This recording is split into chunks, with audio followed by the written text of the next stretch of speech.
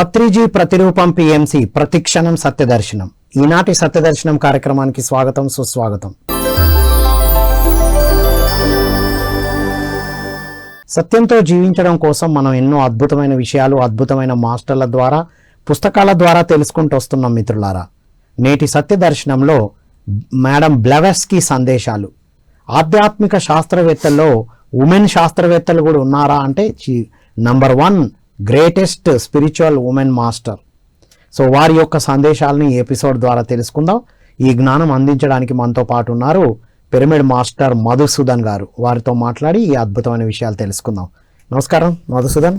నమస్తే sir. Welcome to Satyadarshanam. Thank you sir.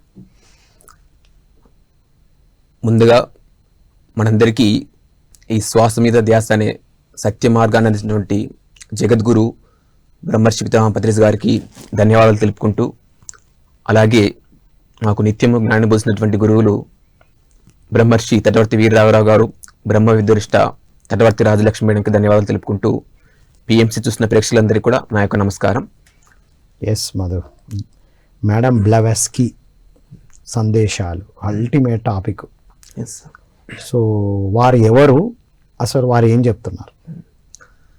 ఇక్కడ మనం గమనిస్తే పత్రిసారి సందేశాల్లో కూడా సార్ ఎంతోమంది గొప్ప గొప్ప యోగీశ్వరుల యొక్క సందేశాలు ఆయన మనకు సులభంగా అర్థమయ్యే విధంగా వివరించడం జరిగింది. అందులో మరి యోగి వేమన వీరభద్ర స్వామి ఇలా గొప్ప గొప్ప వాళ్ళు మనకు సార్ చెప్తూ ఉంటారు, వాళ్ళ సందేశాలను మనకు చక్కగా వివరించారు. అలాగే మేడం బ్లెవెస్కీ కూడా ఒక గొప్ప స్పిరిచువల్ సైంటిస్ట్, ఆమె కూడా ఒక గొప్ప ఆధ్యాత్మిక శాస్త్రవేత్త.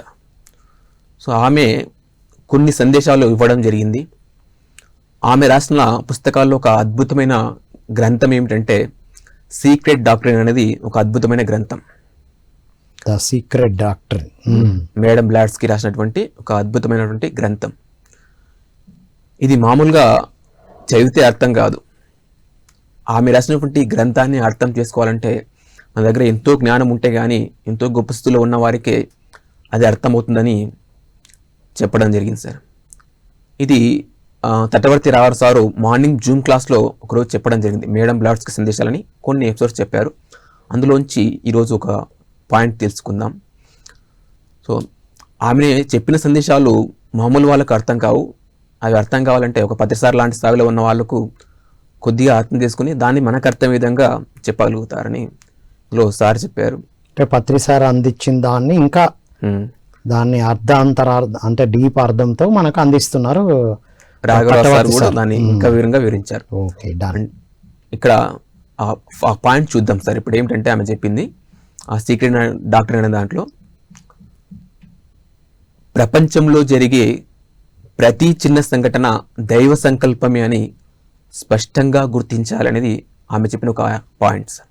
ప్రతి చిన్న సంఘటన, మళ్ళీ ఒకసారి రిపీట్ చేస్తాను సార్. ప్రపంచంలో జరిగే ప్రతి చిన్న సంఘటన దైవ సంకల్పమే అని స్పష్టంగా గుర్తించాలని ఆమె చెప్పారు. దైవ సంకల్పం లేకుండా ఏది జరగదు. ఏదైనా జరిగిందంటే దైవ సంకల్పం ఉంది. అవును సార్. ఈరోజు ఇది మాట్లాడుతున్నా కూడా దైవ సంకల్పమే 100% సార్. ఇప్పుడు మనం ఇక్కడ కూర్చొని మాట్లాడుతున్నాం, ఈ పిఎంసి చూస్తున్నారంటే అది కూడా దైవ సంకల్పమే కానీ వేరేమీ కాదనేది ఆవిడ చెప్పిన దాంట్లో. ఇక్కడ చాలా మందికి డౌట్ ఏమొస్తుందంటే, ఇప్పుడు ఫర్ ఎగ్జాంపుల్ ఏదైనా ఒక పెద్ద సంఘటన జరిగింది అనుకోండి, అంటే ఒక భూకంపాలు రావడం కానీ, సునామీ రావడం కానీ, లేదంటే అడవులు దహనం అవ్వడం కానీ, లేదంటే ప్రజెంట్గా ఇప్పుడు మనకు యుద్ధాలు జరుగుతున్నాయి దేశాల మధ్యలో, పశ్చిమాసియా దేశాల మధ్యలో, అమెరికా, ఇరాన్ వీటి మధ్యలో యుద్ధాలు జరుగుతున్నాయి. అటువంటి జరిగినప్పుడు చాలామంది అంటారు ప్రకృతి నిర్ణయం, ఇది భగవంతుని నిర్ణయం, ఎలా జరగాలో అలా జరుగుతుంది అని చెప్తారు. ఏదైనా ఒక భూకంపం వచ్చినా కానీ, సునామీలు వచ్చినా కానీ అదంతా దైవ సంకల్పం అని చెప్పేసి చెప్తే ఒప్పుకుంటారు ఎవరైనా. ప్రకృతి నిర్ణయం కాకుండా ఏమీ జరగదని చెప్పేసి ఒప్పుకుంటారు, ఎందుకంటే అవి పెద్ద పెద్ద సంఘటనలు కాబట్టి. కానీ ఇక్కడ ఆమె ఏమిటంటే కేవలం పెద్ద సంఘటనలే కాదు, చిన్న చిన్న సంఘటనలు కూడా దైవ సంకల్పమే అని ఆమె చెప్తుంది. మళ్ళీ ప్రతి చిన్న సంఘటన కూడా, ప్రతి చిన్న సంఘటన కూడా ఒకటని రెండని కాదు. కానీ ఇక్కడే చాలా మందికి నమ్మబుద్ధి కాదు. అదేంటి చిన్న సంఘటన కూడా దైవ సంకల్పమా, ఇక మన ప్రమేయం ఏం లేదా మరి అని డౌట్ వస్తుంది. ఎగ్జాంపుల్ చెప్పాలంటే ఇప్పుడు సార్ ఏం చెప్పారంటే, అక్కడ సాధారణంగా ఒక భర్త ఏం చేస్తుంటే భార్యని హింసిస్తూ ఉంటాడు మాటల ద్వారా. అలాగే కొంతమంది భార్యలు కూడా భర్తని హింసే వాళ్ళు ఉంటారంట. భర్తని హింసే భార్యలు ఉంటారు, భార్యని హింసించే భర్తలు కూడా ఉంటారంట. అయితే అనవసరంగా ఒక్కోసారి ఏ కారణం లేకుండా కూడా ఏదో మాట అంటుంటాడు భార్యని. కారణం లేకపోయినా ఊరికే సరదాకి ఏదో ఒక మాట అంటూ ఉంటారు, తీరుతుంటారు. అలా మాటల ద్వారా హింసిస్తూ ఉంటారు. అయితే ఏమవుతుందంటే ఇలాగా మన చెప్పినప్పుడు ఏంటంటే ఇలా భార్య భర్త గొడవ పడడానికి కారణం దైవం ఎందుకు అవుతాడు, అది దైవ సంకల్పం ఎందుకు అవుతుందని డౌట్ వస్తుంది. అది ఇద్దరి అహంకారపు చర్యలు కదా ఇవి అన్నట్టుగా కనబడుతున్నాయి. వాళ్ళిద్దరు మొగుడు పిల్లని కొట్టుకుంటే దానికి దైవానికి ఏ సంబంధం, అది దైవ సంకల్పం ఎలా అవుతుంది అనేది నమ్మబుద్ధి కాదు. కానీ మేడం బ్లవర్స్కినే ఎంతో గొప్ప శాస్త్రవేత్త ఆవిడ, ఆధ్యాత్మిక జ్ఞానం ఎంతో ఉంది ఆవిడ దగ్గర. అటువంటి వాళ్ళు చెప్పారంటే అది ఖచ్చితంగా 100% కరెక్టే. కాబట్టి ఇక్కడ ఈ పాయింట్ అర్థం చేసుకోవడం కోసం కొంచెం వివరంగా మనం తెలుసుకుందాం. ఎందుకు చిన్న సంఘటన కూడా దైవ సంకల్పం అవుతుంది, దైవం ఎందుకు ఇలా చేయిస్తారు, మరి గొడవ ఎందుకు పుట్టిస్తాడో దైవం అనేది అది ఇక్కడ మనం తెలుసుకుంటే అర్థమవుతుంది. ఇప్పుడు జనరల్గా ఒక భర్త భార్యని తిట్టినప్పుడు ఏముందంటే రోజు తిడుతుంటాడు, కారణం లేకుండా అనవసరంగా కూడా ఒక్కోసారి మాట్లాడుతూ ఉంటారు. కొంతమందికి ఉంటుంది ఏదో ఒక మాట అనకపోతే తృప్తి ఉండదు, అలాంటి వాళ్ళు కూడా ఉంటారంట. ఏదో ఒక మాట అనాలి పిల్లని, ఏదో ఒక మాట అంటేనే కానీ సాటిస్ఫాక్షన్ ఉండదు. ఊరికే కారణం లేకపోయినా ఏదో ఒక్కోసారి కారణం దొరికించుకొని ఏదో రకంగా తిట్టాలని వెతికి మరీ తిడుతుంటారంట. అయితే కొంతకాలం తర్వాత ఏమిటంటే అలా చేయడం వల్ల వాళ్ళు తిరిగి ఆ బాధను అనుభవించాల్సి వస్తుంది. ఏ విధంగా అయితే పిల్లాన్ని మాటల ద్వారా హింసించారో, చేతల ద్వారా కావచ్చు, మాటల ద్వారా కావచ్చు, తిట్టడం ద్వారా కావచ్చు, కొట్టడం ద్వారా కావచ్చు, అది తిరిగి కొంతకాలం తర్వాత అనుభవించాల్సి వస్తుంది. ఎందుకంటే ఏది చేస్తే అది తిరిగి అనుభవిస్తామనే ఆ జ్ఞానం తెలియక, సృష్టిలో ఉన్నటువంటి ఈ విషయం తెలియక, అజ్ఞానం లేకపోవడం వల్ల ఏంటంటే అలా హింసిస్తారు. ఎప్పుడైతే మళ్ళీ తిరిగి అది అనుభవించాల్సిన టైం వస్తుందో అప్పుడు అంతర్మదనం చెందుతాడు. ఎందుకు నాకు ఈరోజు ఇలా జరిగింది, ఎందుకు నేను ఈ మాటలో అనిపించుకోవాల్సి వచ్చింది, ఎన్ని తిట్లు తిట్టా నాకు పడ్డా ఈరోజు అని అలా జరిగినప్పుడు ఆ బాధపడి అంతర్మదనం చెంది అక్కడ ఆలోచిస్తాడు. ఓహో, నేను సేమ్ ఇలాగే ఇంతకుముందు నేను ఆ రోజు ఇలా మా ఆవిడని అన్నాను కాబట్టి నాకు ఈరోజు ఇలా జరిగింది, ఆవిడని తిట్టకపోయి ఉంటే నేను ఈరోజు ఇన్ని తిట్లు అనిపించుకునేవాడిని కాదు అని అంతర్మదనం జరిగినప్పుడు అలా ఆ ఆలోచనలు వచ్చి ఏంటంటే అప్పుడు నేను ఇలా చేయకూడదు, ఇంకోసారి అనవసరంగా ఎవరిని విమర్శించకూడదు, అవమానించకూడదు, తిట్టకూడదని అక్కడ అర్థం చేసుకుని ఏంటంటే మళ్ళీ అలా తిట్టడం మానేస్తాడు. ఎందుకు, ఆవిడే ఆత్మే, నేను ఆత్మే అనే జ్ఞానం అక్కడ వస్తుంది. అలా వచ్చినప్పుడు ఏంటంటే అలా హింసించడం అనేది మానేస్తాడు. ఇంకా చెప్పాలంటే ఇప్పుడు ఎప్పుడైతే ఆ విధంగా భార్యను హింసిస్తూ ఉంటాడో సేమ్ అదే సిచ్యువేషన్ ఏమవుతుందంటే ఆఫీస్లో బాస్ దగ్గర ఎదురవుతుంది. ఎక్కడో ఒక దగ్గర ముందు తను కింది వాళ్ళని అన్నప్పుడు తన పై వాళ్ళు తనని అంటాడు. అదే ఇంట్లో రోజు తిడుతున్నాడు. ఎందుకంటే జనరల్గా ఏంటంటే పెళ్ళామంటే లోకుగా చూస్తారంట. అలా చూసినప్పుడు ఏంటంటే తిట్టినప్పుడు ఆఫీస్కి వెళ్తాడు. ఆఫీస్లో బాస్ ఏంటంటే కారణం లేకుండా ఏదో ఒక మాట తిడతాడు. తిట్టినప్పుడు ఆలోచిస్తారు, అరే నేను ఏం చేయకుండా మా బాస్ ఎందుకు నన్ను తిట్టాడు, నేనేం చేశాను, అసలు నేనేం చేశాను, సరిగ్గా అనుకుంటా, నా డ్యూటీ నేను కరెక్ట్గానే చేస్తున్నాను, కరెక్ట్ టైంకి ఆఫీస్ వచ్చాను, అన్ని పనులు కరెక్ట్గా చేసినా కానీ నన్ను ఇలా తిడుతున్నాడే, ఏం తప్పు చేశానని ఆలోచిస్తాడు. ఇక్కడ ఏంటంటే ఈ అంతర్మదనం అనేది ఎప్పుడు జరుగుతుందంటే మనకు దుఃఖం కలిగినప్పుడు అంతర్మదనం జరుగుతుంది. అంటే బాధ కాదు, బాధ ఏదంటే జనరల్గా ప్రాబ్లం వచ్చినప్పుడు మనం బాధపడుతున్నాం, నాకు ఈ సమస్య వచ్చిందని బాధపడతారు. కానీ ఒక 2-3 సమస్యలు 4-5 సమస్యలు వచ్చినప్పుడు ఏంటంటే అక్కడ బాధ అనేది దుఃఖంగా మారుతుంది. బాధ తీవ్రమైనప్పుడు దుఃఖం అవుతుంది. ఆ దుఃఖంలో అంతర్మదనం జరుగుతుంది. అంటే అంతరం లోపల మదనం లోపల ఆలోచిస్తాడు, ఎందుకు నేనేం చేసి ఉంటే ఇది వచ్చిందని అప్పుడు ఆలోచన, అప్పుడు అంతర్మదనం వస్తుంది. ఆ దుఃఖం వల్ల అంతర్మదనం వస్తుంది. వచ్చినప్పుడు ఏమవుతుందంటే అక్కడ ఆలోచించి, ఓహో నేను ఇది చేశాను కాబట్టి నాకు ఇలా జరిగింది, నేను ఇది చేయకపోయి ఉంటే నాకు ఇలా జరగదు, నేను ఆ రోజు ఆవిడని తిట్టాను అని అక్కడ నేర్చుకునేదంటే ఇంకోసారి నేను అనవసరంగా ఎవరిని తిట్టకూడదు, విమర్శించకూడదు అని. అలాగా అప్పుడు భార్యను అప్పటి నుంచి హింసించడం మానివేస్తాడు. అలా హింసించడం మానివేసి ఆవిడే ఆత్మే, ఆవిడ ఆత్మపరంగా ఎదగడం కోసం, ఆవిడ పాఠాలు నేర్చుకోవడం కోసం ఆ విధంగా సెలెక్ట్ చేసుకుని జన్మ తీసుకుని వచ్చింది. నేను ఆత్మపరంగా ఎదగడం కోసం నేను ఈ జన్మ తీసుకొని ఇలా ఎన్నుకొని ఇలాంటి పాఠాలు నేర్చుకుని ఈ జ్ఞానం పొందడం కోసమే వచ్చాను. కాబట్టి ఇలా ఎప్పుడు మనం చేయకూడదని ఆయన ప్రవర్తనలో మార్పు వస్తుంది. అంటే ఆయన లోపల పరివర్తన జరిగి ప్రవర్తనలో మార్పు రావడం కోసమే అలా సిచ్యువేషన్ అది జరిగింది అంట. వండర్ఫుల్. అందుకే ప్రతి చిన్నది కూడా దైవ సంకల్పమే. అవును సార్. ఇందుకోసం అంటే నీలో పరివర్తన రావాలన్నా, ఎరుక రావాలన్నా, నేను ఆత్మ వారు ఆత్మ అని తెలుసుకోవడానికే అది క్రియేట్ చేయబడ్డది. అదే సార్. సో ప్రతి దాంట్లో దైవ సంకల్పం ఉంది. ఇంకా ఏది ఇట్లా అన్వయించుకుంటా పోతే తెలిసిపోతుంది మనకి. అవును సార్. అయితే ఇక్కడ కొంచెం అనిపించచ్చు, ఎందుకు తిట్టాలి, ఎందుకు తిట్టించుకోవాలి, తిట్టకుండా ఉండొచ్చు కదా భర్త ముందు, తిట్టడం ఎందుకు, తిట్టించుకోవడం ఎందుకు, ఆ పాఠాలు నేర్చుకోవడం అవన్నీ ఇంత అవసరమా, ముందు తిట్టకుండా ఉంటే సరిపోతుంది కదా అనుకోవచ్చు. కానీ ఇక్కడ మనం ప్రతి ఒక్కరు కూడా ఆత్మపరంగా ఎదగాలంటే జ్ఞానం సంపాదించుకోవాలి. ఆ జ్ఞానం సంపాదించుకోవాలంటే అనుభవపూర్వకంగా నువ్వు జ్ఞానం పొందాలి. ఆ పాఠాలు నేర్చుకుని జ్ఞానం పొందాలంటే ఆ సంఘటన జరగాలి.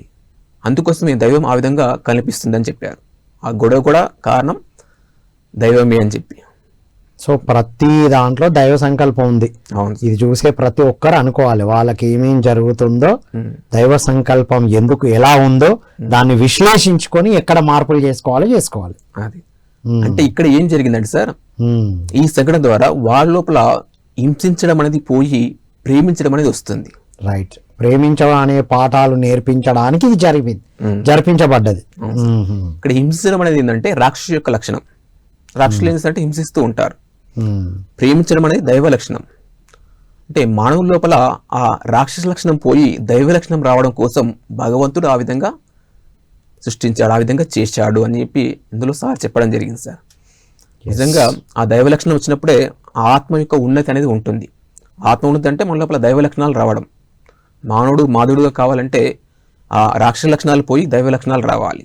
అలా జరగాలంటే అక్కడ బాస్ ద్వారా ఆ లోపల అంతర్మదనం జరగాలి. అంతర్మదనం జరగాలంటే ఆఫీస్లో బాస్ తిట్టాలి. ఆఫీస్లో బాస్ తిట్టాలంటే ముందు ఇక్కడ ఇంట్లో పిల్లాన్ని తిట్టాలి. ఇవన్నీ కారణాలు ఒకదానికొకటి కనెక్షన్ ఉన్నాయి. అలా లోతులకు ఆలోచిస్తే అప్పుడు మనకు అర్థమవుతుంది, ఓహో ప్రతిదీ కూడా దైవ సంకల్పం వల్ల ఇలా జరిగింది. ఎందుకంటే అందరూ ఆత్మలే, అందరూ ఎదగాలి, అందరి లోపల మార్పు రావాలి అనే ఉద్దేశంతో. ఎస్, అల్టిమేట్ ఫస్ట్ సందేశమే ఇంత అంటే డీటెయిల్డ్గా లోపలికి వెళ్తే తప్ప, అనుభవపూర్వకంగా తెలుసుకుంటే తప్ప అర్థం కాదు. ఇది సింపుల్గా ఒక లైన్లో అదెట్లా అనే డౌటే వచ్చింది నిజంగానే. ఇప్పుడు డీప్గా వెళ్తూ ఉంటే అప్పుడు అర్థమైంది, ప్రతి సంఘటనలో మనకు జ్ఞాన పాఠాలు నేర్చుకోవాలి మనం. పోన్లీ ఇక నేనేమన్నా నువ్వు నన్ను ఏమనకంటే ఇక పాఠాలే లేవు కదా. మనం నిర్ణయించుకోవచ్చు ఇక నుంచి నేను అనా అని. మన నిర్ణయంలో వెనుక కూడా ఆ గుణపాఠం వచ్చిన తర్వాతనే జరుగుతుంది. కొన్ని విన్నా గానీ అర్థం కాదు, అనుభవపూర్వకంగా తెలుసుకుంటేనే అర్థమవుతాయి. అనుభవం ద్వారానే పాఠాలు నేర్చుకుంటాం. అందుకే మనకు ప్రతిసారి కూడా అంటారు అనుభవమే జ్ఞానం. Yes, exactly. ఇక్కడ ఇంకొక పాయింట్ ఏం చెప్పాను సార్, ఇప్పుడు మనం పూర్ణాత్మ నుంచి వచ్చిన వాళ్ళమే ప్రతి ఒక్కరం కూడా. ఆ పూర్ణాత్మ గైడెన్స్ మనకి ఎప్పుడూ ఉంటుందంట. కానీ అది మనకు అర్థం కాదు. నాకు ఇలా రావడానికి పూర్ణాత్మ ఏం గైడెన్స్ ఇస్తుంది, నేను ఏం ఎదుగుతున్నానని అనుకుంటాం. కానీ ప్రతి మనం చేసిన తప్పు పనైనా మంచి పనైనా ఏదైనా కానీ చెడు కానీ దాని ద్వారా మనం పాఠాలు నేర్చుకుని ఎదుగుదల కోసమే ఇవన్నీ జరుగుతూ ఉంటాయని చెప్పి అందులో చెప్పారు సార్.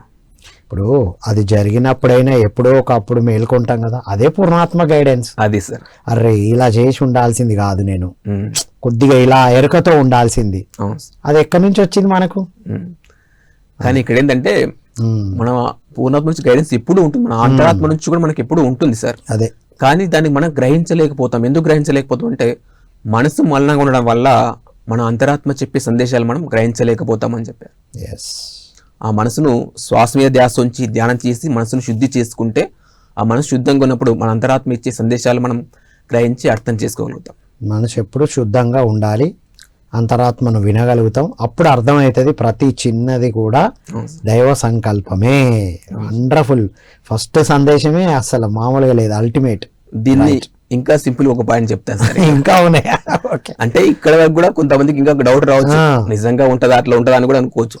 అది ఇంకా మీకు అర్థం కావాలంటే జనరల్ గా మనం మాట్లాడుతుంటాం, ఏమంటామంటే శివుడాజ్ఞ లేనిదే చీమైనా కుట్టదు అంటాం కదా సార్. అవును, చాలా మంది వాడతారు ఈ మాట. అందరూ వాడతారా? అవునా? అంటే ఇప్పుడు చూడండి, చిన్న చీమ కుట్టడానికి శివుడు ఆజ్ఞ అవసరమైనప్పుడు భార్యాభర్త మధ్య గొడవ జరగడానికి ఆజ్ఞ ఉండదా సార్? ప్రతిదానికి ఆజ్ఞ ఉంది పైనుంచే అని అర్థం. అర్థమవుతుంది కదా. చీమ కొట్టడానికే ఆజ్ఞ ఉండే కరెక్టే కదా మరి. అవును. వావ్. సో దీన్ని బట్టి మనకు అర్థం కావాలి ఆ పాయింట్ గా. ప్రతి సంఘటన కూడా దైవ సంకల్పమే అని. వావ్. ప్రతి చిన్న సంఘటన దైవ సంకల్పమే. Wonderful point. ఇక్కడ ఇంకో పాయింట్ సార్, ఇప్పుడే అంటున్నాం మనం శివుడాజ్ఞ లేనిది చీమైనా కుట్టదని మనం అంటుంటాం, మాట్లాడుతుంటాం. ఒకవేళ చీమ కుట్టింది అనుకోండి, అప్పుడు అనుకుంటామా శివుడు ఆజ్ఞాపించాడు చీమ కుట్టిందని అనుకుంటాం ఎప్పుడైనా? కుట్టినాం కాను, జరగక ముందే అంటాం. అనడం మాత్రం అంటాం, కానీ నిజంగా చీమ కుట్టినప్పుడు లేదా దోమ కుట్టినప్పుడు శివుడు ఆజ్ఞాపించాడు ఈ చీమ కుట్టింది ఈ దోమ కుట్టింది ఎప్పుడు అనుకుంటామంటే ఎప్పుడు అనుకోం. దాన్ని అనుకోం. మాటలు మాత్రం అనేస్తాం, శివుడు ఆజ్ఞ లేని చీమనే కుట్టదని అంటాం, కానీ నిజంగా చీమ కుట్టినప్పుడు శివుడు ఆజ్ఞాపించాడు చీమ కుట్టిందని మాత్రం అనుకోం. ఎందుకు ఆజ్ఞాపించి ఉంటాడు, నాకేం అందియడానికి ఆజ్ఞాపించాడని కూడా రాదు ఆలోచన. అవును. అంటే ఇది జనరల్ గా మనం మాట్లాడే ఈ మాట మనం గమనిస్తూ కూడా అక్కడ మనకు అర్థం, ఓహో ప్రతిదీ కూడా భగవంతుడి ఆజ్ఞ వల్ల ఇది జరుగుతుంది, ఏం జరిగినా అందులో కారణం ఉంటుంది అనే విషయం ఇక్కడ మనకు అర్థమవుతుంది సార్ లోతులోకి ఆలోచిస్తే. ఒక ఎగ్జాంపుల్ ఇక్కడ ఏం చెప్పారంటే సారు, ఫర్ ఎగ్జాంపుల్ ఏదైనా ఒక యాక్సిడెంట్ జరిగింది. సో ఎందుకు జరిగిందంటే అక్కడ కొంచెం వెనక్కి వెళ్తే అర్థమవుతుంది. వాడు మాంసం ఎంతో ఇష్టంగా తిన్నాడు, రోజు తిన్నాడు, అందులో లెగ్ పీస్ అంటే బాగా ఇష్టం. సో ఏం చేశాడంటే రోజు లెగ్ పీస్ బాగా తిన్నాడు. సో తింటున్నప్పుడు ఏమీ కాలేదు, కానీ ఒక రోజు ఏమైందంటే వాడి పాపం పండింది. పాపం పండినప్పుడే జరుగుతాయి. అప్పుడు ఏంటంటే రోజు వెళ్ళే బైక్ పైన వెళ్తున్నాడు, కానీ సడన్ గా యాక్సిడెంట్ జరిగి కాలు ఫ్రాక్చర్ అయింది. ఇక్కడ ఏమనుకుంటారంటే అట్లా జరిగినప్పుడు వాడు రాంగ్ రూట్లో వచ్చి నన్ను గుద్దాడు, నాదేం తప్పు లేదని అంటారు. ఎదుటి వాళ్ళని బ్లేమ్ చేస్తాం మనం. అవునా సార్? జనరల్గా ఏమనుకుంటే యాక్సిడెంట్ జరిగినప్పుడు నాదేం తప్పు, నేను మంచిగా నడిపిన బైక్ రోజు నడిపాను కదా, నాకు రాదా, కొత్తగా ఏం కాదు కదా, రోజు వెళ్ళే రోడ్డే, మరి నాకు యాక్సిడెంట్ ఎందుకంటే వాడు రాంగ్ రూట్లో వచ్చి నన్ను గుద్దాడని చెప్తాడు. కానీ ఇన్ని రోజులు రాడు, ఈ రోజు ఎందుకు రాంగ్ రూట్లో వచ్చాడు? ఇప్పుడు అదే పర్సనే, రోజు బైక్ నడిపేవాడే, అదే బండే, అదే రోడ్డే, రోజు వెళ్ళే టైమే, కాలేజీకి అదే టైంలోనే వెళ్తున్నాడు, కానీ ఇన్ని రోజులు ఎప్పుడు కాని యాక్సిడెంట్ ఈ రోజు ఎందుకు వచ్చింది, ఎందుకు జరిగింది అనేది కొంచెం మనం ఆలోచిస్తే, ఇన్ని రోజులు పాపం పండలేదు కాబట్టి యాక్సిడెంట్ జరగలేదు, ఈ పాపం పండింది కాబట్టి అలా యాక్సిడెంట్ జరిగి ఆ కారు రాంగ్ రూట్లో రావడం కాదు, మన పాపం పండడం అంతే. అది అంతే. మనకు అప్పుడు నేర్చుకోవాల్సిన టైం వచ్చింది ఇంకా చెప్పాలంటే. అలా జరిగినప్పుడు ఏంటంటే వాడికి ఆ హాస్పిటల్లో పడి కాలు ఫ్రాక్చర్ ఏంటది, ఆ కుట్లు ఆ డాక్టర్ వేసినప్పుడు ఇంకా బాధ ఉంటుంది కదా. ఆ కట్టు కట్టిన తర్వాత ఏంటంటే ఇప్పుడు ఫర్ ఎగ్జాంపుల్ ఆ వ్యక్తికి లోపల దురదేసింది అనుకోండి, ఆ కట్టు లోపల దురదేస్తే ఏం చేయగలుగుతాడు? ఏం చేయరాదు. గోక్కుందామన్నా ఏం చేయలేకపోతుంది, దాని మీద అంటే నొప్పి పెడుతుంది, నరకం ఒక రకంగా చెప్పాలంటే. అప్పుడు అనిపిస్తుంది నాకెందుకు ఇలాంటి పరిస్థితి వచ్చింది, ఆ కాలు ఎందుకు ఇలా పోయింది, ఇటువంటి ఘోరం ఎందుకు జరిగిందని ఆలోచిస్తాడు. ఆ బాధ తట్టుకోలేక ఆ దుఃఖంలో ఆలోచించినప్పుడు అర్థమైంది, నేను బాగా ఇష్టంగా నేను లెగ్ పీసులు తిన్నాను కాబట్టి నా కాలు ఇలా జరిగింది, ఆ కోడికలు నరికాను కాబట్టి, ఆ జాయింట్లు నరికాను కాబట్టి నాకు ఇలా జరిగింది. అప్పుడు కూడా అనుభవపూర్వకంగా పాఠాలు నేర్చుకుంటాడు సార్. అంటే ఇక్కడ ఏంటంటే మనం చెప్తే వినడం ద్వారా కొన్ని పాఠాలు నేర్చుకుంటాం, కొన్ని అనుభవపూర్వకంగా నేర్చుకుంటాం. మొత్తం మీద ఒక సబ్జెక్ట్ వాళ్ళ దగ్గరికి చేరినప్పుడు అది వాళ్ళకి ఎప్పటికైనా తెలిసి అర్థం చేసుకునే దాకా జరుగుతుంది. అది మొత్తం మీద అందించుకుంటూ వెళ్ళాలి. ఇప్పుడు పత్రిసారి అందించుకుంటూ వెళ్ళారు, తర్వాత మనకు అర్థమైంది, చెప్పినప్పుడే అర్థం కాలేగా. ఇప్పుడు మాంసాహారం వద్దు, మాంసాహారం తింటే పాపం అని 10 సార్లు చెప్పారు. మన మాస్టర్లు కూడా ఎన్నో శాకాహారాలు చేసి మనం చెప్తున్నాం, కానీ చెప్పినంత మాత్రం అందరూ మానేస్తున్నారా? నిజంగా చెప్తే వినగానే మానేస్తే అది ఎవరు మానేయగలుగుతారంటే ఎవరికైతే కొంచెమైనా బుద్ధి ఉంటుందో వాళ్ళు మనం చెప్పింది విని అర్థం చేసుకొని మానేస్తారు. ఓహో మాంసాహారం తినకూడదు, జీవహింస చేయకూడదు, అది పాపం అని అక్కడ అర్థం చేసుకొని మానేస్తారు బుద్ధి ఉన్నవాళ్ళు. బుద్ధి లేకపోతే ఏంటంటే చిన్నప్పటి నుంచి తింటున్నా, ఇంతవరకు ఏం కాలేదు, ఇంకా నేను బలంగా ఉన్నాను, నువ్వేంది నాకు చెప్పేదని రకరకాల ప్రశ్నలు వేస్తూ ఉంటారు. అటువంటి వాళ్ళు ఏంటంటే ఆ కష్టం వచ్చి యాక్సిడెంట్ జరిగి ఆ పాఠం అనుభవపూర్వకంగా తెలుసుకొని అప్పుడు నేర్చుకొని అప్పుడు మానేసేవారు. రైట్. ఎప్పటికైనా మొత్తం మీద అర్థం కావాల్సిందే. అంటే ఎలా నేర్పుతుందంటే ప్రకృతి అలా అనుభవం ద్వారా పాఠాల ద్వారా నేర్పిస్తుంది సార్. ప్రకృతి అంటే భగవంతుడే. చెప్తే వినప్పుడు అర్థం చేసుకున్నప్పుడు అనుభవం ద్వారా పాఠం నేర్చుకోవాలంటే ప్రకృతి ఆ విధంగా యాక్సిడెంట్ అనేది సృష్టించి అలాగే చేస్తుందని. రైట్. అంటే మనకి యాక్సిడెంట్ జరిగినా అది కూడా ప్రకృతి సంకల్పమే అనే విషయం ఇక్కడ మనకు అర్థమవుతుంది. మనకి ఏది జరుగుతున్నా ప్రకృతి ఆ దైవం సంకల్పంతో మనకి ఏదో నేర్పిస్తున్నారు. అవును సార్. ఇక నుంచి మనం దీన్ని ఈ విధంగా అర్థం చేసుకోవాలి. అవును సార్. ఇప్పటి వరకు ఏమేమి ఎవరెవరు ఎదుర్కొంటున్నారో, అసలు దైవం ఏం చెప్పాలనుకుంటున్నారో, అసలు నేను ఏం పాఠాలు నేర్చుకోవాలి అని మీరు ప్రశ్నించుకుంటే మీకే తెలుస్తుంది. అవును. ఇబ్బందులు రాకముందు కూడా నేర్చుకోవచ్చు. నేర్చుకుంటే అవి జరగాల్సిన అవసరం ఉండదు. అవును. లేదా అనుభవపూర్వకంగా నేర్చుకోవాల్సి వస్తుంది. అదే ఎటైనా నేర్చుకోవాలి. ఏది విధంగానే భగవంతుడు ఏంటంటే ప్రకృతి ఏంటంటే అనుభవపూర్వకంగా నీకు పాఠాలు నేర్పిస్తారు. అందుకోసమే ఇది ప్రతి సంఘటన కూడా, చిన్న చిన్న సంఘటన కూడా దైవ సంకల్పం అని అద్భుతమైన సందేశం సార్. సో ఏ చిన్న సంఘటన అయినా దైవ సంకల్పమే అని అల్టిమేట్ గా ఇక తటవర్తి సార్ అయితే ఇంకా డీటెయిల్ గా చెప్తారు, నో డౌట్. ఆ పుస్తకం చదువుకుంటే ఇంకా తెలుస్తుంది. రైట్. సెకండ్, సో ఇక్కడ మేడం బ్లావెట్స్కి సందేశాలని సార్ రాసిన కొత్త బుక్ సార్, ఈ మధ్యనే వచ్చింది, సార్ రాసింది. అందులోనే ఆవిడ చెప్పిన సందేశాలను కొంచెం ఇంకా వివరంగా ఇప్పుడు చెప్పినట్లుగా చెప్పారు. సో ఇంకొక పాయింట్ ఏంటంటే ఆవిడ ముఖ్యంగా ఏంటంటే ఆత్మజ్ఞాని యొక్క లక్షణాల గురించి చెప్పింది. ఆత్మజ్ఞాని ఎలా ఉంటారు, ప్రతిసారి అయినా కానీ ఎన్లైటన్మెంట్ అంటే దాంట్లో కానీ అలా అందరూ గొప్ప వాళ్ళు చెప్పిన ఆత్మజ్ఞాని ఏ విధంగా ప్రవర్తిస్తాడనే దాని మీద చెప్పారు, ఆత్మజ్ఞాని యొక్క ప్రవర్తన. ఇంకో పాయింట్ ఏంటంటే ఆత్మజ్ఞాని తన కోసం కాకుండా తన చుట్టూ ఉన్న ప్రపంచం కోసం జీవిస్తూ ఉంటాడని ఒక పాయింట్ చెప్పింది. ఆత్మజ్ఞానం వచ్చిన వాళ్ళు తన కోసం కాదు అందరి కోసం జీవిస్తారు. ఆత్మజ్ఞాని తన కోసం కాకుండా తన చుట్టూ ఉన్న ప్రపంచం కోసం జీవిస్తూ ఉంటాడనేది. సో ఇక్కడ కూడా మనం ఆలోచిస్తే తన కోసం అంటే తన సుఖం కోసం, తన సంపదన కోసం, తన భోగాల కోసం జీవించడు ఆత్మజ్ఞాని. ఇప్పుడు మనం చూస్తే లోకంలో ఇంచుమించు అందరూ వాళ్ళ కోసం వాళ్ళు జీవిస్తున్నారు. తన ఉద్యోగం కోసం, వ్యాపారం, సంపాదన, తన ఇల్లు కట్టుకోవడం కోసం, కుటుంబం కోసం. ఇద్దరు ఇప్పుడు భార్యాభర్త ఉంటే ఇద్దరు కూడా వాళ్ళు కష్టపడి సంపాదిస్తున్నారు, ధనం సంపాదిస్తున్నారు. ఒక ఇల్లు కట్టుకోవడం కానీ, కారు కొనుక్కోవడం, బంగారం కొనుక్కోవడం, ఇలాంటి పనులన్నీ ఎవరి కోసం అంటే వాళ్ళ కోసం వాళ్ళు చేస్తూ ఉంటారు. అలాగే అందరూ తన కోసం తాము జీవిస్తూ ఉంటారు. కానీ ఒక ఆత్మజ్ఞానం చేశారంటే తన కోసం కాకుండా తన చుట్టూ ఉన్న సమాజం కోసం, ప్రపంచం కోసం జీవిస్తూ ఉంటాడని చెప్పారు. ఇక్కడ పత్రిసారి ఏం చెప్పారంటే భజగోవిందంలో శ్లోకం ఒకటి చెప్పారు. భగవద్గీత కించిదీత గంగాజల లవ కనికాపీత సకృతపి ఏన మురారి సమర్చ క్రీతే తస్య యమేన చర్చ అని భజగోవిందంలో శంకరాచార్యుల వారు చెప్పింది ఒకటి చెప్పారు. ఆయన ఏం చెప్పారంటే భగవద్గీత కింద అంటే భగవద్గీతలోనూ ఒక్క శ్లోకమైన అధ్యయనం చేయాలి, కొంచెమైనా అధ్యయనం చేయాలి. భగవద్గీత కించిదీత కొంచెమైనా అధ్యయనం చేయాలి భగవద్గీతను. గంగాజల లవ కనికాపిత అంటే గంగానదిలో ఉన్నటువంటి ఆ నీటిని ఒక్క బిందువైనా పానం చెయ్యాలి. సకృత పియేన మురారిసం అంటే భగవంతుణ్ణి ఆ మనస కర్మణ ఆయన్ను పూజించాలి అని చెప్పేసి అది చెప్పారు. ఎవరైతే ఇవి చేస్తారో అంటే భగవద్గీతలో కనీసం ఒక్క శ్లోకమైన వాళ్ళు చదివితే ఆ జ్ఞానం సంపాదించుకుంటారో. అలాగే గంగాజలాన్ని అంటే ఇక్కడ ఏంటంటే మనం ఎప్పుడైతే శ్వాస మీద ధ్యాస నుంచి ధ్యానం చేస్తుంటామో ఆ తీవ్ర సాధన చేసినప్పుడు ఏమవుతుందంటే మన నోట్లో లాలాజలం ఏమవుతుంటే పైనుంచి వచ్చే ఆ విశ్వశక్తితో ఆ కనెక్ట్ అయ్యిందంటే ఆ విశ్వశక్తితో కలిపి ఏమవుతుందంటే అది అమృత బిందువులాగా మారుతుందంట. అంటే తీవ్ర సాధన చేసినప్పుడు నోట్లో నాలుక మీద లాలాజలం ఏమవుతుందంటే పైనుంచి వచ్చే విశ్వశక్తితో కలిసిపోయి అది అమృత బిందువులాగా, ఆ అమృత బిందువును ఒక్క బుట్టైనా పానం చేయాలి. అలా ఎవరైతే చేస్తారో అలాగే సకృత ఇలా ఎవరైతే చేస్తారో వాళ్ళకు సకృత క్రియతే తస్య యముని అంటే పైన యముని దగ్గర వాళ్ళకు యముడు ఎటువంటి ప్రశ్న వేయడు అని చెప్పారు. యముని దగ్గర వాళ్ళకు ఎటువంటి క్వశ్చన్స్ అడగబడవు అని చెప్పారు. ఓకే. సో యముడు ఎవరిని క్వశ్చన్ చేస్తాడు అంటే పైలోకాలకు వెళ్ళిన తర్వాత మనల్ని ప్రశ్నిస్తారంట. ఏమని ప్రశ్నిస్తారంటే నువ్వు భూలోకానికి వెళ్ళావు కదా, భూలోకంలో వెళ్ళి నువ్వేం చేశావు, ఎందుకోసం వెళ్ళావు, నువ్వు అసలు ఏం పని చేశావు. భజగోవిందంలో పత్రిసారి ముఖ్యంగా అదే చెప్పేశారు. ఓ మూఢమతి, ఓ ఫులిష్ మైండ్ అనేవాడు సార్. నేను చాలాసార్లు విన్నా సార్ ఆ భజగోవింద శ్లోకాలు. నువ్వు ఏ పని చేయడానికి వచ్చావు, ఏ పని చేస్తున్నావు అని పైలోకాలు నువ్వు మాస్టర్స్ క్వశ్చన్స్ వేస్తారు.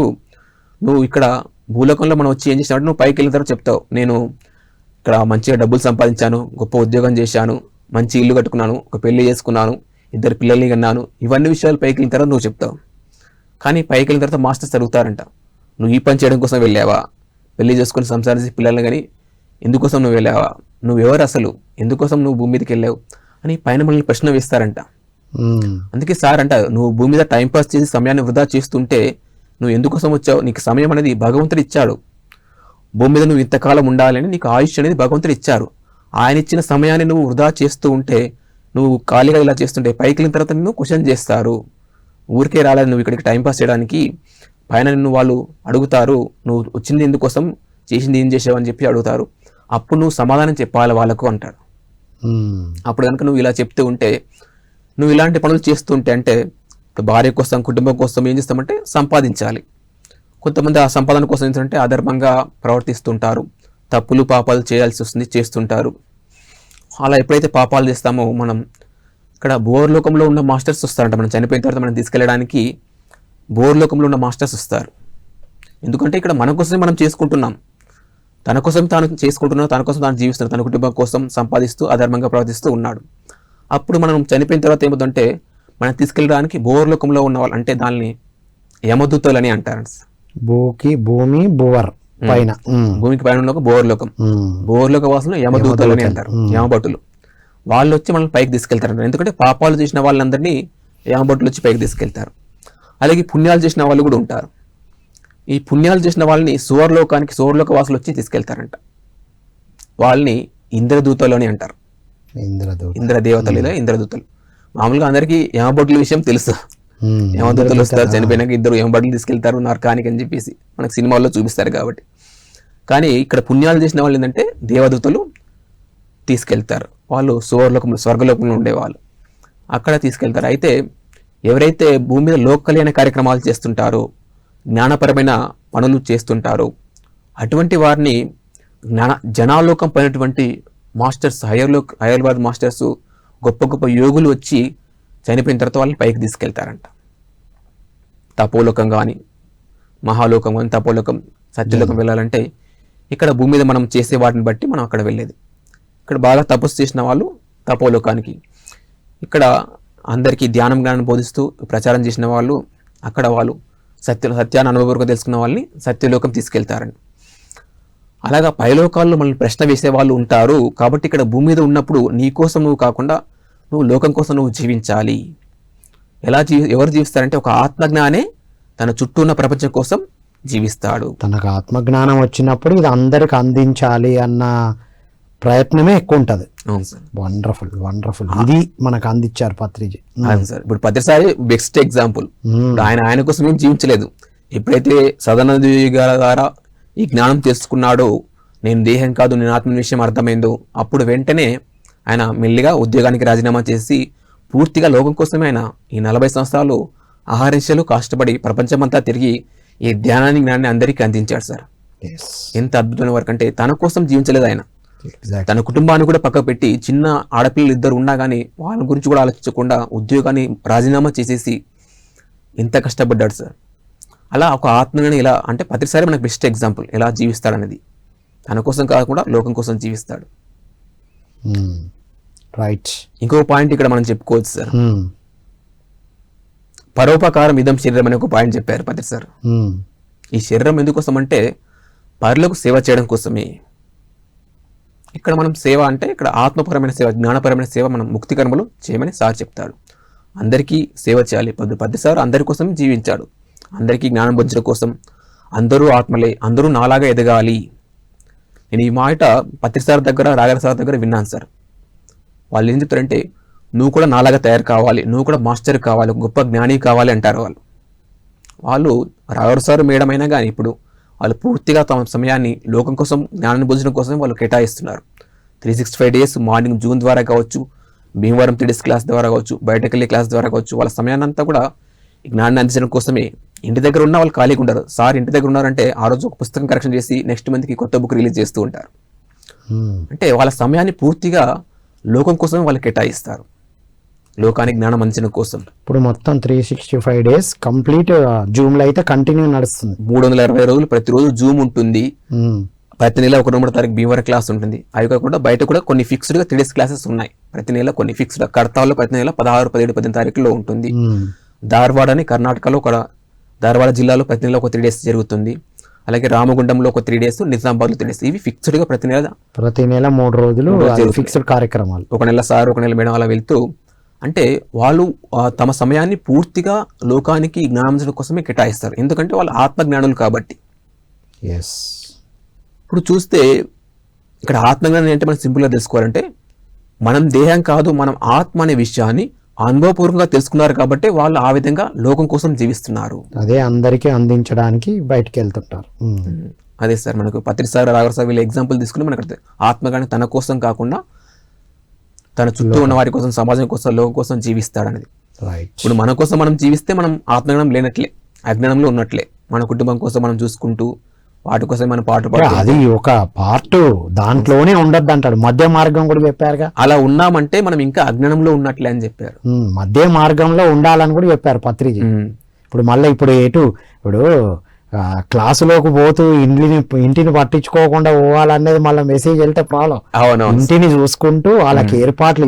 ఇప్పుడు సార్ కూడా, తట్టవర్ సార్ కూడా ఏమంటారు, ఏమేం కావాలో ఎక్కడ, ఇప్పుడు బుక్లకు కావాల్సిన ఏర్పాట్లు, ఇంటికి కావాల్సిన ఏర్పాట్లు, ఫస్ట్ సెకండ్ థర్డ్ కావాల్సిన ఏర్పాట్లు అక్కడ రెడీ పెట్టి తను వెళ్తూ ఉంటారు. మధ్య మార్గము ఒకవైపే ఉండద్దు.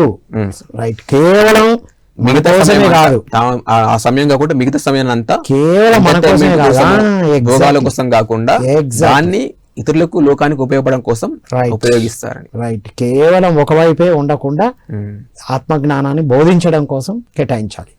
Second point ultimate. థర్డ్, ఇంకొక పాయింట్ ఏంటంటే సార్, ఆత్మజ్ఞానికి నేను అనే అహంకారం, నావారు అనే మమకారం ఉండదు అని చెప్పారు. నేను, నావారు, నాది అని నావారు, నేను అనే అహంకారం, నాది అనే మమకారం, ఇవి ఉండవు ఆత్మజ్ఞానికి. ఒకవేళ మన లోపల అహంకారం ఉన్నా, మమకారం ఉన్నా మనకి ఇంకా ఆత్మజ్ఞానం లేనట్లే. ఈ ఆధ్యాత్మిక మార్గంలో ముఖ్యంగా మనకు వచ్చే పెద్ద అడ్డంకులు ఇవే సార్. ఎవరిని గమనించినా ప్రతి ఒక్కరిని మనం చూసినట్లయితే ఈ ఆధ్యాత్మికంలో ప్రతి ఒక్కరికి ఎంతో సాధన చేసేవాళ్ళు ఉన్నారు, గంటలు గంటలు ధ్యానం చేసేవాళ్ళు ఉన్నారు, క్లాసులు చెప్పేవాళ్ళు కూడా ఉన్నారు. కానీ ఇక్కడ మళ్ళీ మనం ఏంటంటే ఈ అహంకారం వల్ల కావచ్చు, మమకారం వల్ల కావచ్చు, మళ్ళీ పడిపోతూ ఉంటాం. చాలామందికి ఇప్పుడు మన సొసైటీలో కూడా కానీ ఎంతోమంది ఏంటంటే ఎంతో కష్టపడే వాళ్ళు ఉన్నారు, కానీ ఈ అహంకారం, మమకారం వల్ల కూడా మళ్ళీ వెనక్కి వెళ్ళిపోయిన వాళ్ళు ఉన్నారు. ఎగ్జాక్ట్లీ. ఎంతోమంది నేను చూడడం జరిగింది. ఒకవేళ అహంకారాన్ని సరిగ్గా వినయంగా మార్చుకున్నా మమకారం దగ్గర ఇదైతా ఉంటుంది. మమకారం పరమ డేంజర్. ఓకే. అంటే చెప్పారు, ఈ అహంకార మమకారాలు అనేవి మనకు ఉన్నప్పుడు ఉంటే ఉన్నాయని కూడా మనం గ్రహించలేమంట సార్, తొందరగా గుర్తుపట్టలేము. మనకు అహంకారం వస్తే వచ్చినట్టు కూడా మనకు తొందరగా తెలియదు. ఇక్కడ రాఘవ సార్ చెప్తారంటే, ఒక సద్గురు ఏం చేస్తాడంటే మొట్టమొదటిగా శిష్యులో ఉన్న అహంకారాన్ని తొలగించే ప్రయత్నం చేస్తాడంట. అందుకే సార్ గట్టిగా అంటారు. గట్టిగా అన్నప్పుడు మన అహంకారం మీద, మనుషుల్ని కాదు అనేది, మన అహంకారాన్ని చూసే అంటారు. ఇక్కడ రాజలక్ష్మి మేడం ఒక పాయింట్ చెప్తుంటారు సార్. ఇప్పుడు ప్రతిసారికి కోపం ఎక్కువ, ఆయన బాగా తిడుతుంటారని మొదట్లో మేడం కిందంటే నచ్చలేదు. ఇంత కోపం ఏంది, ఈయన గురువు అంట, బ్రహ్మర్షికి ఇంత కోపమా, ఇలా తిడతాడు అని ఒకసారి అడిగింది. సార్ మీకు ఎందుకు ఇంత కోపం ఉంటుందని పత్రిసారిని అడిగిందంట సార్. అప్పుడు పత్రిసారి అంటారు, మేడం నాకు మీ మీద కోపం లేదు, వ్యక్తిగతంగా మీ మీద కోపం లేదు, మీరు అజ్ఞానంతో ప్రవర్తిస్తున్నారు కాబట్టి మీ అజ్ఞానం మీద నాకు కోపం అని అంటాను. అంతే, ఎదుటి వాళ్ళ అజ్ఞానం మీద, ఓవర్ అహంకారం మీదనే చూపిస్తారు సార్. మీరు అహంకారంతో ప్రవర్తిస్తున్నారు, మీరు దేహం అన్నట్లుగా ప్రవర్తిస్తున్నారు, ఆత్మలై ఉండి కూడా ఆ దేహం అన్నట్లుగా అజ్ఞానంతో, అహంకారంతో ప్రవర్తిస్తున్నారు కాబట్టి మీ అజ్ఞానం మీద నాకు కోపం, కానీ మీ మీద నాకేం కోపం లేదని చెప్పారంట. అలా ఇప్పుడు రావర్ సార్ కూడా కానీ మేము ఎన్నోసార్లు సార్ తిడుతుంటాడు, బయటికి వెళ్ళి క్లాసులు చెప్తూ ఉంటే కొన్ని చోట్ల పొగుడుతుంటారు, చాలా బాగా చెప్పారు సార్ క్లాసు, సేమ్ రావర్ సార్ లాగే చెప్పారు సార్ క్లాసు అని అంటుంటారు కొంతమంది. అప్పుడు స్టార్ట్ అవుతుంది, లోపల తెలియకుండానే మాకు కొమ్ములు వస్తాయి. ఓకే. కానీ వచ్చిన మాకు కూడా తెలియదు, వాళ్ళు పోయేసరికి ఆ పోడుతుల్లో మునిగిపోయి ఏదో పొంగిపోతూ ఉంటాం. భీమవరం వెళ్ళినప్పుడు కానీ మార్నింగ్ జూమ్ క్లాస్లో కానీ సార్ చూస్తాడు. సద్గురుకి ఏంటి అంటే మనల్ని చూడగానే, మన మాటల్ని గమనించినా కానీ ఆయనకు అర్థమైపోతుంది, మన ప్రవర్తన చూడగానే వీటికి అహంకారం వచ్చిందనే విషయం అర్థమైపోతుంది సద్గురుకు. వెంటనే ఏం చేస్తారంటే వీడిని అహంకారం తొలగించాలి, లేకపోతే వీడు ఎదగలేడు, పతనం అయిపోతారని వెంటనే అహంకారం తొలగించే ప్రయత్నం చేస్తాడు. అందుకోసం నేను చాలాసార్లు గమనించాను రావర్ సార్ని, ఆయన అందరి ముందు తిడుతుంటాడు. భీమవరంలో కానీ జూమ్లో సుమారు 400 మంది ఉంటారు సార్, జూమ్లో కానీ భీమవరంలో కానీ 400 మెంబర్స్. అంతమంది ముందు నిలబెట్టి తిట్టేసరికి లోపల చాలా మంది ఫీల్ అయిపోతారు. 400 మంది మధ్యలో నన్ను తిట్టాడు, నేను ఇంత ప్రచారం చేస్తున్నాను, ఎన్ని ఊళ్ళు తిరుగుతున్నాను, ఎన్ని క్లాసులు చెప్తున్నాను, సార్కి ఇన్ని క్లాసులు ఏర్పాటు చేశాను. కొంతమంది ఆర్గనైజర్స్ కూడా ఉంటారు, నేను కాబట్టి ఈ ఊర్లో ఎన్ని క్లాసులు పెట్టాను సార్కి, అది కూడా అహంకారం వస్తుంది. నేను లేకపోతే ఈ ఊళ్ళో క్లాసులు పెట్టే లేరు అలా అనుకునే వాళ్ళు కూడా ఉండి, ఎన్నో క్లాసులు పెట్టిన వాళ్ళు కూడా ఏంటంటే ఆడ సారు అందరి ముందు లేపి గ్రహించి తిడుతుంటాడు. మామూలుగా చాలా గట్టిగానే తిడతాడు ఆయన, ఎందుకంటే అహంకారాన్ని తొలగించడం కోసమే. ఎందుకంటే అది ఉంటే ఎదగలేము, మనం ఖచ్చితంగా పతనం అయిపోతాం. ఉపనిషత్తుల్లో చెప్తారు, ఆత్మజ్ఞానికి అహంకారమే పెద్ద అడ్డు అని. అహంకారం ఉంటే ఆత్మజ్ఞానం అబ్బదు అని కూడా ఉపనిషత్తులు చెప్పారు సార్. అది సారు మీద ఎక్కువ చెప్తూ ఉంటారు. ఎందుకంటే ఈ మార్గంలో ఇవి చేస్తున్నప్పుడు సహజంగా వస్తుంటాయి, అహంకారం ఉంటుంది, మమకారం. అలా మన స్పిరిచువల్ వర్క్లోనే తొందరగా వస్తుంది. క్లాసులు చెప్పే వాళ్ళకి మనం క్లాసులు చెప్తున్నప్పుడు ఒక్కొక్కరు పొగడతలు, వాళ్ళు ఇచ్చే ఫీడ్బ్యాక్లు, ఇంకా మనం అయిపోయాం కథ. మనం కొంతమంది అంటారు ప్రతిసారి వచ్చినట్లుగానే ఉంది సార్ అనేసరికి అయిపోతుంది మనకు. అలా కూడా మనకు అహంకారం వస్తుంది. కానీ ఇక్కడ ఏంటంటే ఒక సద్గురు మనను అలా తిట్టినప్పుడు మనం కనుక ఆయన్ని అర్థం చేసుకుంటే, ఓహో నాలో ఏదో లోపం ఉంది కాబట్టే నన్ను గురువు అన్నాడు, లేకపోతే నన్ను ఎందుకు తిడతాడు, ఆయనకు నా విధేయం కోపం లేదు కదా, ఊరికే తిట్టాడు కదా, ఎవరి మీద ఉండదు వారికి, ఆయన తిట్టడానికి కారణం ఏదో ఉంటుంది, నాలో లోపం ఉంది కాబట్టి నన్ను తిట్టారని అపార్థం చేసుకోకుండా అర్థం చేసుకుంటే కనుక ఆయన్ని వదిలిపెట్టారు. మీకు కూడా తెలిసి ఉంటుంది, మన సొసైటీలో ప్రతిసారిని వదిలిపెట్టి వెళ్ళిన వాళ్ళు ఉన్నారా లేరా? చాలా మంది. ఆయన తిట్టాడని, కొంతమంది ఆయన కొట్టాడని కూడా ఆయన వదిలిపెట్టి వెళ్ళిపోయిన వాళ్ళు. అయ్యో డైరెక్ట్ వాళ్ళని అనకపోయినా ఎదుటి వాళ్ళని అంటా ఉంటే కూడా వెళ్ళిపోయిన వాళ్ళు, పక్కోళ్ళని తిడుతుంటే పక్కోళ్ళని తిడితే కూడా వీళ్ళు ఫీల్ అయిపోయి వెళ్ళిపోయి ఉన్న వాళ్ళు కూడా. పిల్లల్ని తీసుకెళ్లి గెట్ అవుట్ అంటే కూడా అమ్మా పిల్లల్ని తీసుకొని పోతే ఇట్లా అంటారా అని కథం అటే పోయిన వాళ్ళు ఉన్నారు. అవును సార్. కానీ అక్కడ ఆ గురువు నా లోపల ఏదో లోపం ఉంది, దాన్ని సరి చేయడానికి ప్రయత్నించడానికి విషయం అర్థం చేసుకోరు. సరే ఓకే. బుద్ధుడు ఎగ్జాంపుల్ ఒకటి చెప్పారు ఇక్కడ సార్. అంటే అహంకారము అనేది ఎలా అనే దానికి ఎగ్జాంపుల్ ఏంటంటే, బుద్ధుడు ఇలా ప్రవచనం ఇస్తున్నప్పుడు ఒక శిష్యుడు అడిగాడు, ఒక డౌట్ అడిగాడు. అడిగితే బుద్ధుడు దాని ఆన్సర్ చెప్పకుండా దాన్ని తర్వాత మాట్లాడదామని చెప్పేసి వదిలేశాడు. ఆ శిష్యుడు ఏంటంటే మళ్ళీ కొద్దిసేపు మళ్ళీ డౌట్ అడిగాడు. అప్పుడు కూడా బుద్ధుడు సమాధానం చెప్పలేదు, దాన్ని పట్టించుకోలేదు, వదిలేశాడు. అప్పుడు ఆ శిష్యుడు అడిగాడు, ఏంటి నేను ఎన్నిసార్లు డౌట్ అడుగుతున్నా, నాకు ఎందుకు సమాధానం చెప్పట్లేదు, నన్ను లెక్క చేయట్లేదు మీరు అని శిష్యుడు కొంచెం మాట్లాడతాడు. నేను ఎన్నిసార్లు అడిగితే మీరు ఎందుకు సమాధానం చెప్పట్లేదు, నా ప్రశ్నకు ఆన్సర్ ఎందుకు మీరు చెప్పట్లేదని. బుద్ధుడు అంటాడంట, సరే మీ ప్రశ్నకు నేను ఆన్సర్ చెప్తాను, కానీ రేపు మీ ఇంటికి నేను భోజనానికి వస్తాను, అప్పుడు నేను మీకు అన్ని ప్రశ్నలకు సమాధానం చెప్తానని అంటాడంట బుద్ధుడు. అప్పుడు ఆ శిష్యుడు, అబ్బా బుద్ధుడు మా ఇంటికి భోజనానికి వస్తాడా అని చెప్పేసి బుద్ధుడి కోసం అన్ని వెరైటీస్ చేసి పెడతాడు, స్పెషల్ స్వీట్స్ అన్ని, ఆ మొదలైన పదార్థాలన్నీ చేసి పెట్టిన తర్వాత బుద్ధుడు వస్తాడు. అలాగనే బుద్ధుని చూసి భిక్షపాత్ర, మామూలుగా ఆయన భిక్ష చేసేవాడు కదా, భిక్షపాత్ర చూపిస్తే ఆ పదార్థాల్లో ఏమని అంటాడంటే బుద్ధుడు, సరే నా కోసం ఏదో భోజనం చేయమని అన్నాను కదా. సో ఏంటంటే ఆ శిష్యుడు ఏంటంటే ఆ పదార్థాలు స్వీట్ అవన్నీ అందులో వేద్దామని చూస్తాడు. ఏమైందంటే అందులో దుమ్ము ధూళి అంతా మట్టి ఫుల్ ఉంటుంది ఆ భిక్షపాత్రలో. ఆ భిక్షపాత్రలో దుమ్ము ధూళి ఆ మట్టి అంతా నిండి ఉంటే అప్పుడు అనుకుంటాడు, ఆ బుద్ధుడిని అడుగుతాడు, ఈ దుమ్ము ధూళి ఇవన్నిట్లో ఈ స్వీట్లు అవన్నీ వేస్తే అవి దేనికి పనికి రాకుండా పోతాయి, ఏం ఉపయోగం ఉంటుంది కదా ఈ ఆహారం ఇందులో వేస్తే, నువ్వు ఆ దుమ్ము ధూళి అంతా క్లీన్ చేసుకుంటే కనుక, ఆ పాత్ర క్లీన్గా ఉంచుకుంటే నేను ఈ పదార్థాలు నీకు అందులో వేస్తే నీకు తినడానికి బాగుంటాయి కదా అని చెప్పేసి శిష్యుడు బుద్ధుడిని అడుగుతాడంట. అప్పుడు బుద్ధుడు అంటాడంట, నీ లోపల కూడా అహంకారం మమకారం అనే దుమ్ము ధూళి ఇవన్నీ అహంకారం అనేది ఉంది. ఈ దుమ్ము ధూళి అహంకారం అనేది ఉన్నప్పుడు నేను ఎంత జ్ఞానం పొందించినా నీకు ఏం ఉపయోగం లేదు, వాటి వల్ల ఏ ఉపయోగం పనికి రాదు. ఎలాగైతే ఈ దుమ్ము ధూళి ఉంటే ఆ పదార్థాలు పనికి రాకుండా పోతాయో, నీ లోపల కూడా అహంకారం అనే దుమ్ము ధూళి ఉంది కాబట్టి అది ఉన్నప్పుడు నేను జ్ఞానం పొందిస్తే అది కూడా పనికి రాకుండా పోతుంది. అందుకే నేను నీవు అడిగిన ప్రశ్నకు సమాధానం చెప్పలేదు అని ఆ శిష్యులో ఉన్న అహంకారం గురించి తెలియజేశాను. Wonderful wonderful. పాత్ర శుద్ధి ఎంత ఇంపార్టెంటో, మనలో అహంకార మమకారాలు శుద్ధి చేసుకుంటూ క్లియర్గా ఉండడం అంత ఇంపార్టెంట్. వండర్ఫుల్. 3 పాయింట్లు కానీ మామూలుగా లేవు ఇవి. సో ఆధ్యాత్మిక మార్గంలో మనం ఎదగడానికి అవకాశం ఉంటాయి, అలాగే పడిపోవడానికి కూడా అవకాశాలు చాలా ఉన్నాయి. రెండు ఒక దానికి ఉన్నప్పుడు నిచ్చెనలు పాములు రెండు ఉంటేనే కదా అది గేమ్. అదే ఓషో అంటాడు సార్, ఈ ఆధ్యాత్మిక మార్గంలో ఎదగడం అంటే ఒక కొండని ఎక్కడం లాంటిది అని అంటాడు. జాగ్రత్తనే ఉంటాం, ఎక్కేటప్పుడు జాగ్రత్తగా ఎక్కుతాం, కానీ ఒక్క కాలు పొరపాటున ఒక్క స్టెప్ వెనక్కి జరిగినాం అనుకోండి కిందికి వచ్చేస్తాం, పై నుంచి ఎక్కడ పడిపోతాం, పూర్తిగా కిందికి పడిపోతాం. అలా ఈ ఆధ్యాత్మిక మార్గంలో కూడా ఏంటంటే మనం ఈ అహంకారం కానీ మమకారం వస్తే పూర్తిగా పతనమైపోతాము. కాబట్టి ఒక ఆత్మజ్ఞానికి అంటే ఏంటంటే నేను అనే అహంకారం కానీ నాది అనే మమకారం కానీ రైట్, ఉండదు. అదే ప్రతిసారి అంటారు నామాలు తీసేయండి అని, తీసేయండి అని. నామాలు నాది మాది. వండర్ఫుల్ మధు, ఇప్పుడు అద్భుతమైన విషయాలు చెప్పుకున్నాం. ఫైనల్గా యువర్ మెసేజ్. అంటే ఇక్కడ ఇవన్నీ విషయాల్లో మేడం భగవత్కి వారి యొక్క సందేశాలు ఇవన్నీ గారి ప్రతిసారి కానీ ఎవరు కానీ యోగేశ్వర్లు అందరూ చెప్పినది ఏంటంటే ఈ ఆత్మజ్ఞానం పొందినప్పుడు మన ప్రవర్తన ఎలా ఉంటుంది ఎప్పటికప్పుడు మనం చెక్ చేసుకోవాలి. మన లోపల ఈ అహంకారం మమకారం ఏమైనా ఉన్నాయా, మన ప్రవర్తన ఎలా ఉంది, ఒక ఆత్మజ్ఞానంలాగా మనం ప్రవర్తిస్తున్నామా లేదా అని తెలుసుకుని ఒక ఆత్మజ్ఞానం యొక్క ప్రవర్తన అలాగా మనం ప్రవర్తించగలిగితే గొప్పగా ఎదుగుతాము. కాబట్టి మనల్ని మనం ఎప్పుడూ అబ్జర్వ్ చేసుకుంటూ ఉండాలి. మన లోపల ఆ లక్షణాలు మనం అలవాటు చేసుకోవాలి. అందరి కోసం మనం జీవించే ప్రయత్నం చేయాలి. అలాగే మన లోపల అహంకారం మమకారం అనేది లేకుండా ఉండాలి. ఇవన్నీ విషయాలు మనం తెలుసుకుంటూ గొప్ప ఆత్మజ్ఞానికి మనం ప్రతి ఒక్కరు కూడా ఆత్మజ్ఞానికి కావాలి. కాబట్టి అలా ఎదగడం కోసమే ప్రతిసారి కానీ మేడం ప్లస్ ఇలాంటి వాళ్ళందరూ ఇచ్చిన సందేశాలు మనం తెలుసుకొని అర్థం తీసుకొని ఆచరించే ప్రయత్నం చేస్తే అందరం కూడా గొప్పగా ఎదుగుతాం ఈ మార్గంలో. Wonderful Madhu, thank you so much.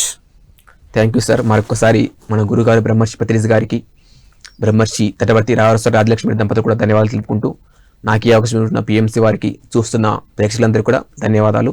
Thank you all, thank you very much. Wonderful. ఇది మిత్రులారా, విన్నాం కదా మేడం బ్లెవెట్స్కి వారి సందేశాలు. 3 విషయాలు తెలుసుకున్నాం. ప్రతి చిన్న సంఘటనలో దైవ సంకల్పం ఉంది, వారి సంకల్పం ద్వారానే జరుగుతుంది. ఎలా అనేది డీటెయిల్గా చెప్పారు. మళ్ళీ వెనక్కి వెళ్ళి చూడాలి మీరు. నంబర్ 2, ఆత్మజ్ఞాని తన కోసం కాకుండా విశ్వ కళ్యాణానికి అందరి కోసం జీవిస్తారు. ఆత్మజ్ఞానం వచ్చిన తర్వాత అందరికి అందించడమే పనిగా, అందరినీ అలా ఆత్మజ్ఞానులుగా తయారు చేయడమే ఏర్పాటు చేస్తారు. 3వది, అహంకార మమకారాలు లేకుండా ఉండడం. ఆత్మజ్ఞాని అంటే ఎవరు? ఆత్మజ్ఞానం వచ్చిన వాళ్ళు ఎలా ఉంటారు అంటే నేను అనే అహంకారం, నాది అనే మమకారం 2 లేకుండా ఉండడం. అవి ఉంటే ఎలా పడిపోతారో బుద్ధుల వారి నుండి కూడా ఒక అద్భుతమైన విషయం తెలుసుకున్నాం. సద్గురులు ఎప్పుడూ మనల్ని ప్రశ్నిస్తూ ఉంటారు. రైట్, సద్గురువులు కానీ ఎదుటి వాళ్ళ నుండి ఏదైనా మనకు మాట ఎదురై వస్తున్నప్పుడు మనలో మనం వెరిఫై చేసుకుంటే ఈ రెండింటిని క్లియర్ చేసుకుంటాము. కాబట్టి వారి మెసేజ్ ద్వారా కూడా మనకు చెప్పబడింది ఇదే. ఆత్మజ్ఞాని ఎలా ఉంటారు అంటే ఈ 3ంటిని అర్థం చేసుకుంటూ జీవించడం. సో ఇది ఈనాటి సత్యదర్శనం మిత్రులారా. పిఎంసిని లైక్ చేద్దాం, సబ్స్క్రైబ్ చేద్దాం, అందరికీ షేర్ చేద్దాం. ఇది మళ్ళీ చూస్తూ ఎంతోమందికి షేర్ చేయాలని కోరుకుంటూ మరో కార్యక్రమంలో మళ్ళీ కలుద్దాం. అంతవరకు సెలవు. Thank you all.